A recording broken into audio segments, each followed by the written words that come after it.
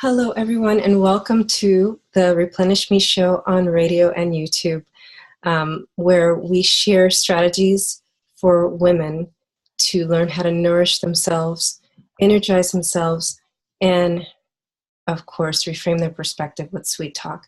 I'm so honored to have Lindsay McCarthy with me today. She's the author of The Miracle Morning, and she's going to share that system with us today and some strategies that homeschooling moms can use. They live part-time in Pennsylvania and part-time in Colorado.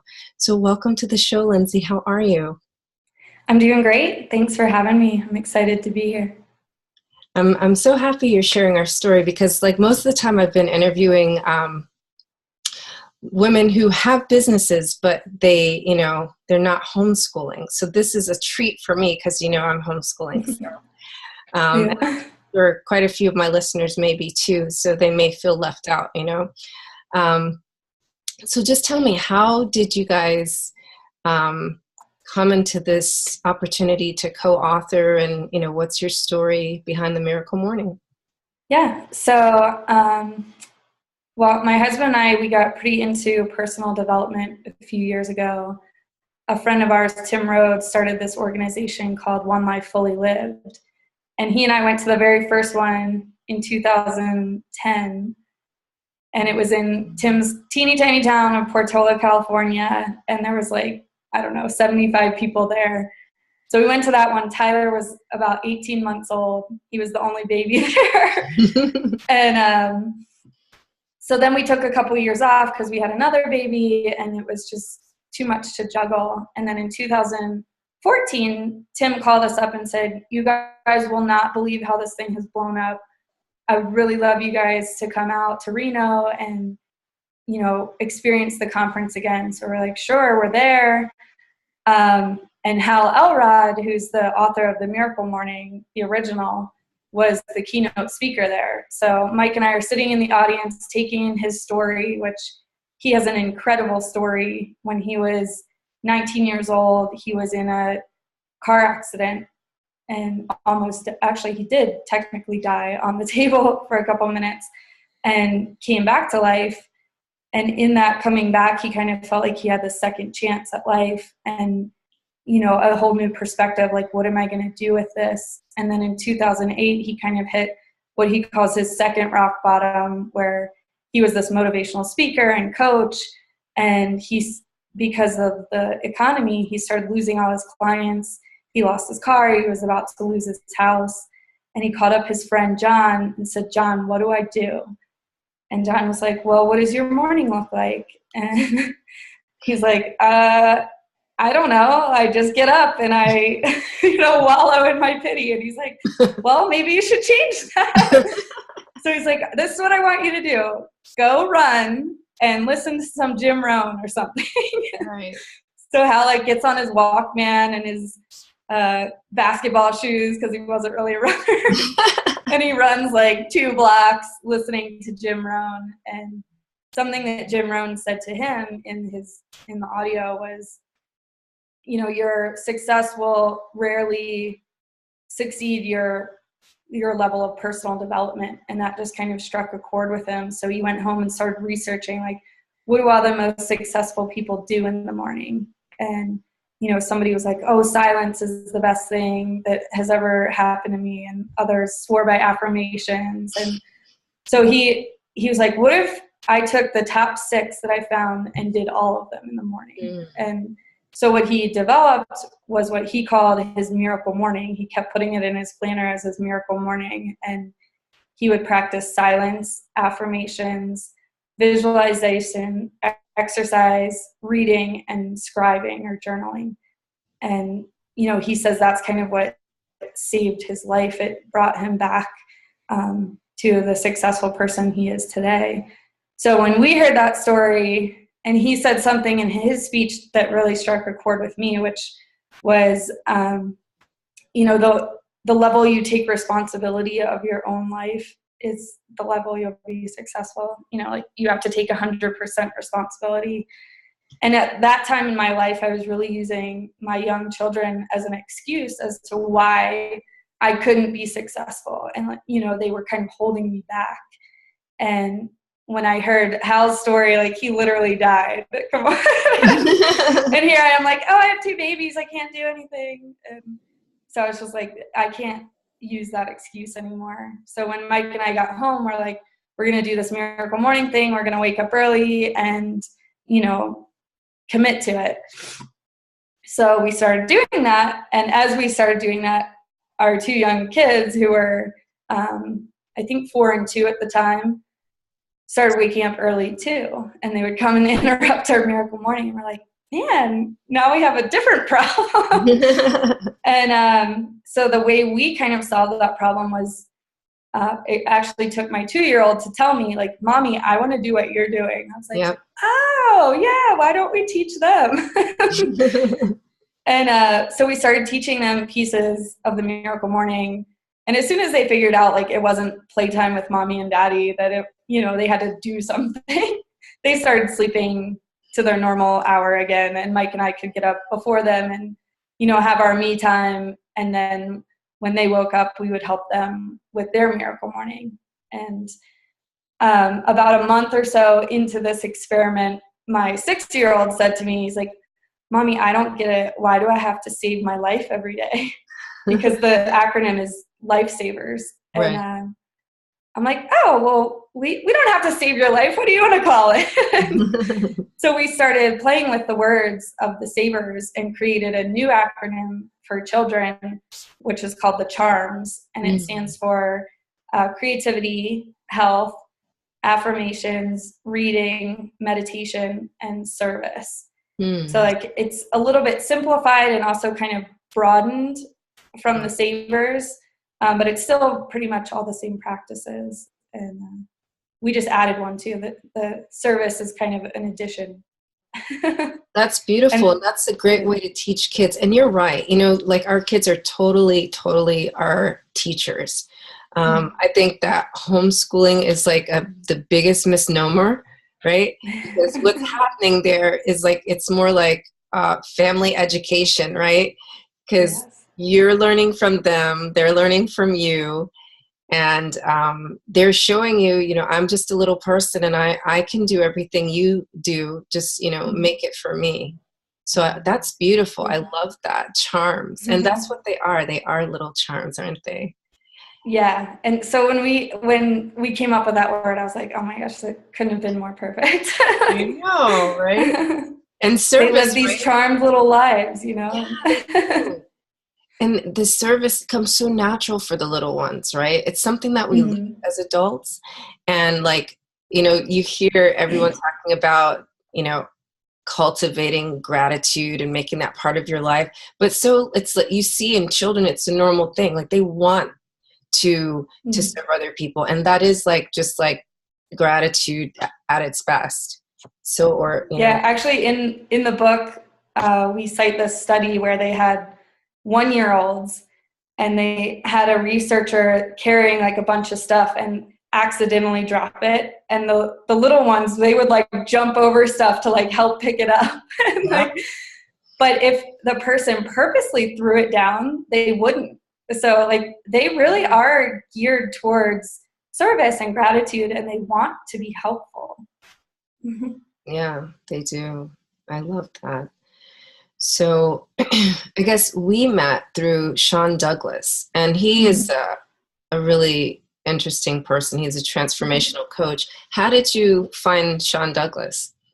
Yeah, so Sean is another One Life person. So we met at One Life conferences, and he's a big supporter of One Life, just like we are. And yeah, we recently got to see him do his TED Talk in Wilmington, which was really cool. Yeah, that was a good talk. I saw the video. Yes. So, so wait a minute. I want to tie back around to, so you came up with your charm system. So then you, I guess, contacted Hal Elroy again, and to see if you could write a book about it. How did that? Right. Yeah. So I never really finished that story. So yeah, we saw Hal speak in 2014 at One Life, and then flash forward to the 2015 One Life conference. He again was the keynote. My husband and I had jumped full force back in. We were both presenters. And on the first night, they have like a presenter's welcome reception. And so I actually got to meet Hal, and I just went up to him and said, hey, I want to thank you for writing the Miracle Morning. We've been practicing it as a family, and it's really changed the way we react to each other in the morning. And he was kind of blown away. He's like, wait, your kids do it? He's like, my kids don't do it. He's like, that's cool. Like, how'd you get them to do it? I'm like, they wanted to. Like, they saw us doing it, and they wanted to be part of it. And he's like, that's so cool. And then he told me he was kind of working on a kid's book, and our kids were at the conference. So I was like, hey, would you meet Tyler tomorrow? Like, he has this little affirmation book that he made, and, you know, I think it would be really cool if he could meet you. He's like, absolutely, bring him to breakfast. So I brought Tyler to breakfast, and he's saying his homemade affirmations to Hal Elrod. And Hal's like, this is the coolest thing. He's like, can I take pictures of this? And he's like, I'm like, yeah. He's like, I want to feature you guys in some sort of project. Like, this is awesome.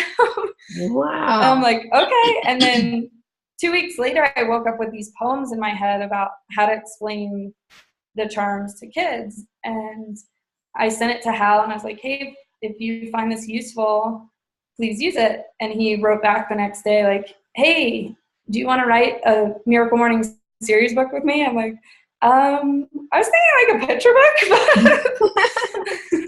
He's like, sure. I'm like, he's like, it's okay. I wasn't a writer either.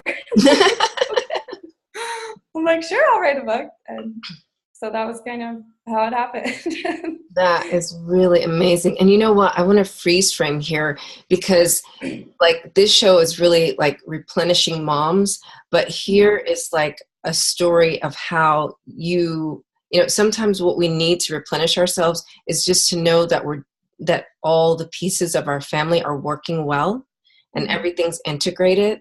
And like you said in the beginning, that our kids are not excuses for us to stop being great. So I like the way, you know, this is a perfect example of how you rejuvenated yourself and energized yourself, and you like incorporated your family and your children, and that's really beautiful, because it gets lost sometimes, because sometimes we feel like we have to be over here to feel better. But then, you know, there's some people that they, you know, they're not those type of people, and they really need to, you know, have it all integrated. So I really love that. Thank you. And I take that as a huge compliment. Because that, I mean, in the book, one of the P's of parenting, we call it, is purposefulness.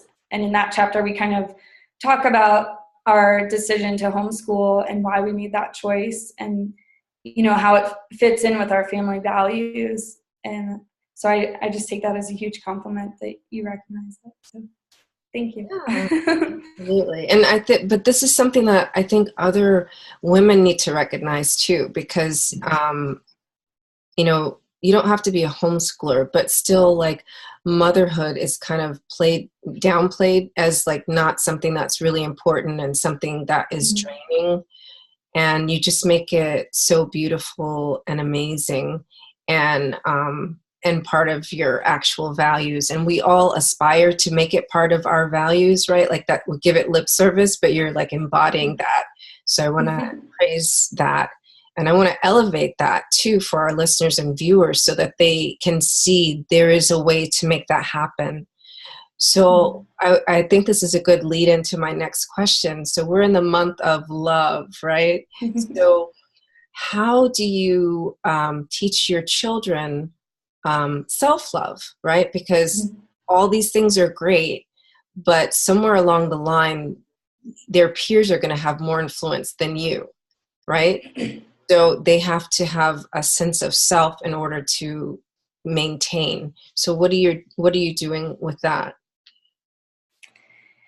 Yeah, so recently we actually made this poster in our house, and it says, what do McCarthys do when they're at their best? And we had this big brainstorm, and, you know, we got the kids involved too, and they're like, oh, we play in the snow. You know, I'm like, great, yeah, we're playful, we have fun together, you know, and they're like, we give back. So, you know, they understand that service is a part of what we do every day. And, that could be as simple as smiling at someone, or it could be as big as, raising money for a cause. And what were some of the other things on there? We tell the truth, and we're honest with each other, even if, sometimes the truth can hurt, right? But, in that honesty is clarity and is connection. If we're not honest with each other, there's nothing there. Right? And we just talked about respect and, how us as parents need to respect the kids and vice versa. And, what is respect? What does that look like? And, because even in our kids' affirmations, like some of their affirmations are pretty big words for a 9 and a 5-year-old. And so every once in a while, we'll just kind of stop and be like, what does mature mean to you, Ember? Like, because that's one of her affirmations is I'm mature, because she really is mature for her age at 5, but, she's still a normal 5-year-old. Right. So I'll stop her and I'll be like, what do you think that word means? And so then we get to have a conversation about maturity and, is some behavior that she's exhibiting right now fit into that category or not? And sometimes mommy has behaviors that don't fit into that category. Right? Yeah, let's be honest. So I think in our house, like, self-love and respect, it's all a two-way street. Like, in our house, we have a rule that you can't have any electronic time until your miracle morning is done. And so that goes for mom and dad too. And we get called out all the time. Like, I'll be on my phone in the morning. Ty's like, Mom, did you do your miracle morning? I'm doing it. I'm like, that's why I'm on my phone. I'm reading an article. He's like, sure, Mom. I love that. That's great. And, you said something about the truth and speaking your truth. And I find in working with women, that's one thing that as we get older, we kind of lose that. And that is very much a part of self-love, is just speaking your truth and being honest. Some of the women I work with, they say that they're afraid of how telling the truth and being honest is going to affect their relationships. But you made a great point. It does hurt, but it's like it allows the relationship to really blossom and grow, right? And evolve. Mm-hmm. And you get to know each other so much better when you just tell the truth. And you feel so much better when you speak the truth, right? You're respecting your own thoughts, your own heart, and that's just an avenue for someone to love you better and more. So I think a lot of times too, we build up this reaction that they're going to have to our truth that isn't even true. Fabrication. We just make it right. up. We fabricate these ideas, and then when we actually tell them the truth, they're like, "Oh, it's no big deal," or they have a completely different reaction than we're imagining in our minds, and then we're like, "Why didn't I just tell you that in the first place?" Right. Or we'll start harboring these resentments and anger towards the other person because we think they're going to have this reaction that they may or may not even have, and it's like, yeah. I should have just told you. So yeah, I love that, and that's great that you're really inculcating that from the beginning. So what I guess what was really your light bulb moment, and when did you realize that this is something that is really important to share with other parents? I mean, you had the opportunity with the book and everything, but I'm sure now you're doing workshops and to promote the book. So tell me more about that. Yeah. Well, I think Mike and I have started integrating our businesses a lot more lately. So he owns this men's mastermind group called GoBundance. And so off of that, we've started Fambundance. So now we invite the guys' wives and their kids for 3-day little workshop retreats and we just had one in Steamboat in January.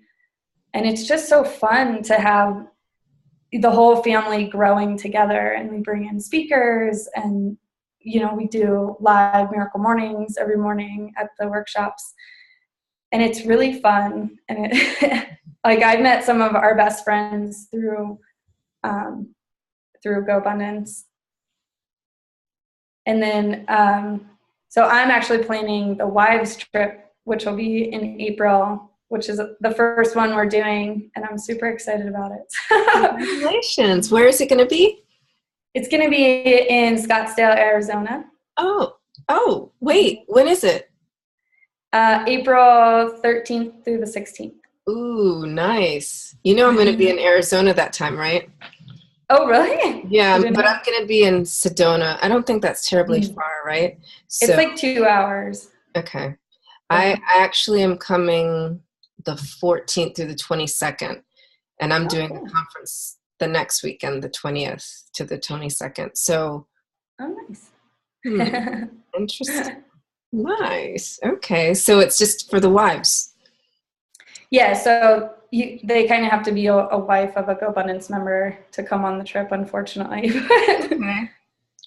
That's okay. Cool. Awesome. Okay. So are you going to be, Scottsdale, are you going to be in the desert, or you're going to be at one of the retreat centers around there?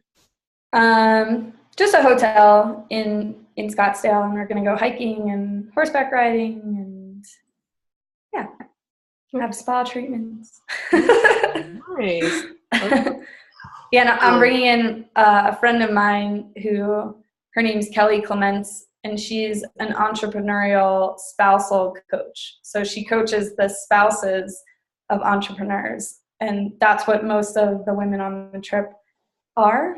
And, kind of like you were saying before, most of us are stay-at-home moms, and, I really want to elevate that position and make us feel empowered, and, that we have a lot of value to our families and our husbands, because we are stay-at-home parents and holding down the fort. They get to go do what they do. And, so I just feel like I want us to bring out our strengths in that and recognize those in each other and lift each other up. So. Yeah, that is very, very important. And this kind of reminds me of the idea of what I call sisterhood, because when I went overseas, I saw like the way the women would just rally around and help each other. Their husbands would go off to work, and they would, immediately my mother-in-law's house was like filled with like 5 or 6 women. I'm like, whoa, what's happening? And we have a party. It wasn't even like that. It's like one had a garden. She'd bring, food fresh from her garden. One had chicken. She'd bring a fresh chicken. And one, was making clothes, and just, it was like, and it's a different kind of empowerment, because like there, people don't have, what do you call it? Like appliances, a lot of appliances. So, and here we're in our house alone with appliances and our kids, which is nerve-wracking. I found out when I came back home. I was like, oh my God, I'm alone. I like never realized it before, And so what you're saying is like, you're really alone, but you're holding down the fort, and you're taking care of the business of the family and of the household, right? Without your husband being there. And sometimes you don't feel appreciated, not necessarily by your husband, but just, by it. Right? Yeah. So I love that you're doing that. So beautiful. And there's, I like seeing that a lot of different types of women are doing these things.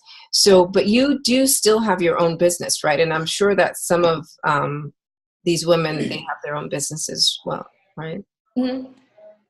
Some of them do, some of them don't. And I mean, my business is basically the book, promoting the book, and which is a big deal. Yeah. That's no small task at all.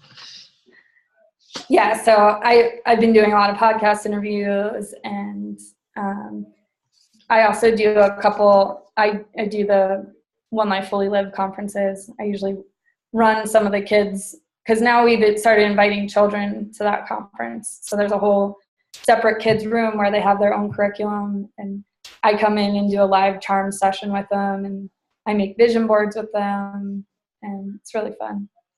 Oh, I like that. So where can women find out, or where can families find more about your program, what you're doing, and become part of it? And do they have to be local to you, by the way? Not necessarily. I mean, I don't really do a whole lot of conferences, but I'm always at the One Life conferences. There's 2 a year. There's one in Philadelphia in June, and there's one in October in California. So I'm always at those 2 places. And yeah, I mean, I'm definitely open if somebody wants to say, hey, you want to come do this? I would be up for it. But I don't really seek those opportunities out too much. So. Okay. But you can find me on my website. It's gratefulparent.com. And there's a little link to contact me on there. Yeah, so I'm going to make sure that the links to your website so people can find out more about what you're all about and to purchase your book, or if they want to book you for their podcasts or have you come to a book signing. So we'll make sure that all that information is available below the link for this audio and for the video.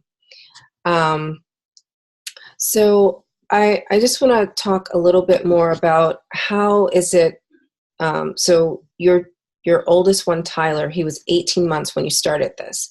He's 9 now, right? No. He was 6 when we started. Oh, doing he was Miracle 6. Morning. Okay. Yeah. So it's only been... He was 18 months at the first One Life conference we went to. I see. So, but how have you seen him evolve and change, and what has it done for your parenting with your second child? Yeah, that's a great question. I think both of our kids are super compassionate people, and I think it's because we built that service into their everyday. And the biggest thing I always tell people is that it's changed the conversation in our household. So instead of in the morning being like, where are your shoes? And, running around like, where's the stuff you need? Like, did you eat? Now all I have to say is, did you do your charms? And, we get to go through those 6 things. And it's like, okay, what did you do for creativity? And they get to either say, oh, I made a paper airplane. And I'm like, Come on. Maybe we could do something a little more creative today. And it also just changes the questions that I've asked. So,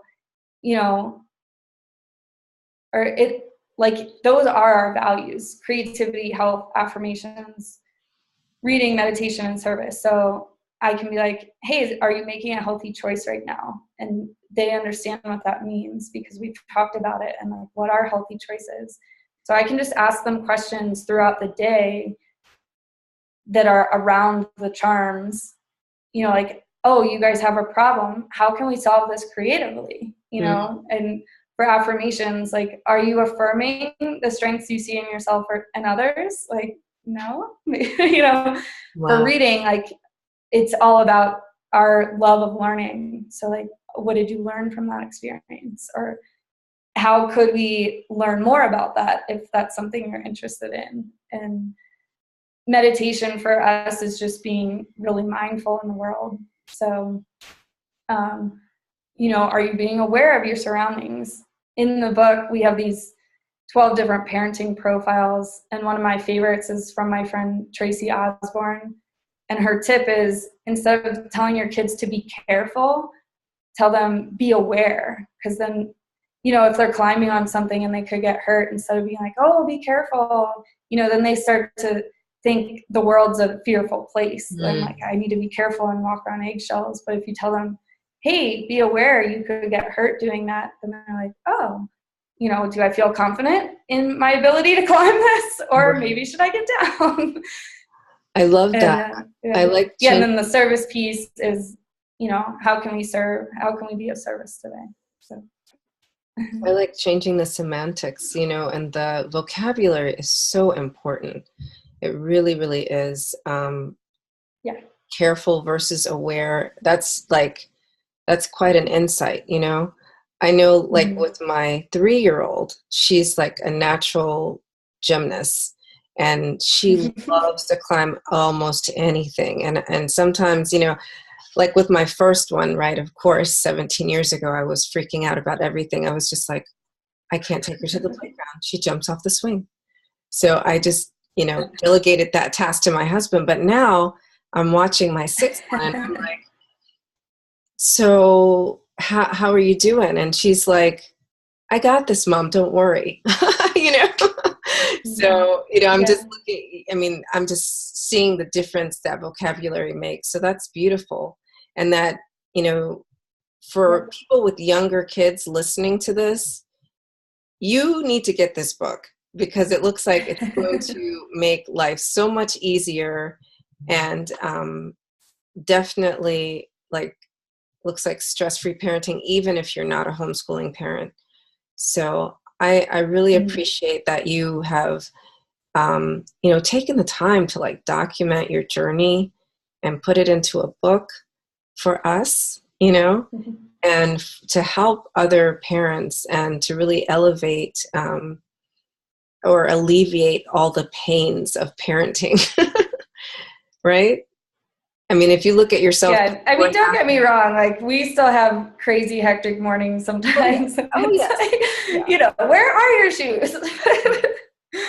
But the Miracle Morning definitely has made morning so much more joyful in our house. And, you know, I think it also just lays this expectation for our kids that they understand what they have to do in the morning. And so it's not a fight. It's not, you know, these are just our values. This is what we do in the morning. It's how we wake up.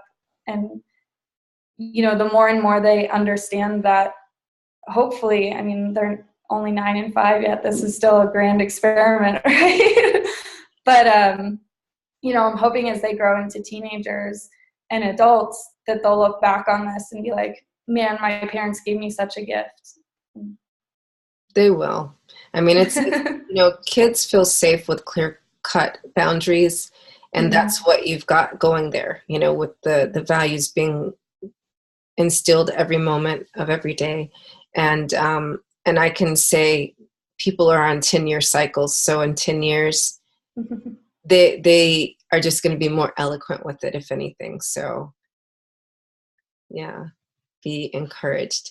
Thank you so much for being here. So I want to just ask you one last question.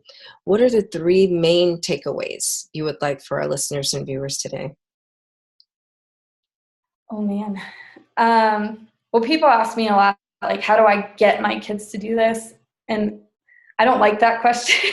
I know, I hate that question. I don't get them to do it. Like, they're expected to do it, yes, but the thing I tell parents is just keep it really playful. Like, they'll want to do it if it's fun. Yes. And so that's like my number one tip.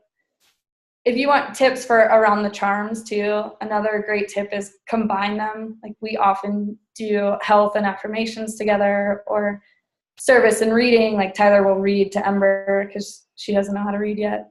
And so that's a good tip. And I don't know if I have a third one. Those are powerful, just the 2. I mean, it doesn't have to be 3 takeaways. Technically, number 2 is 3, right? Because you're combining the charms. So I love that. Yeah, keep it playful. That's paramount to enjoying life. Absolutely. So, yeah. Thank you so much. Make it fun. Yeah, make it fun, because then life is worth living always. Definitely. I appreciate your time this morning. I know it's a lot earlier for you than it is for me, but I hope that you have an amazing day. Thank you, you too. Thank you.